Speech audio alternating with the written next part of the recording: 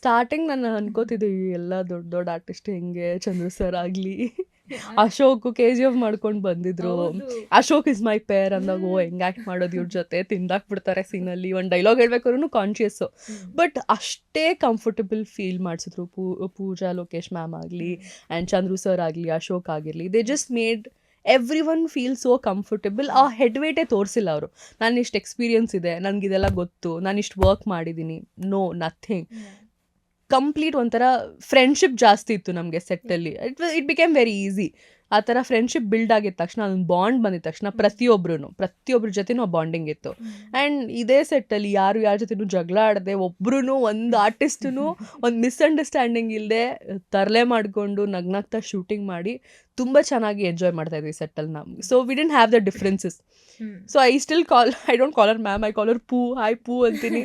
So she is given me that liberty. ಆ friendship ಇರೋದಕ್ಕೇನೆ it's happened. Yeah, and I also feel ಅದರಿಂದ ನಿಮ್ಮ characters ಇನ್ನೂ ಹೌದು ಹೈಲೈಟ್ ಆಗುತ್ತೆ ಹೌದು, ಬಿಕಾಸ್ ಹೌದು, ಆಫ್ ದಟ್ ಹೌದು. Off screen bonding. ಹೌದು, ಡೆಫಿನೆಟ್ಲಿ ಮಾತಾಡ್ಕೋತೀವಿ ನಾವು ಒಂದು ಸೀನ್ ಇದ್ದಾಗ್ಲೂ ಯಾರು ಯಾವ ಥರ ಡೈಲಾಗ್ ಮೇಲೆ ವರ್ಕ್ ಮಾಡಿದ್ರೆ.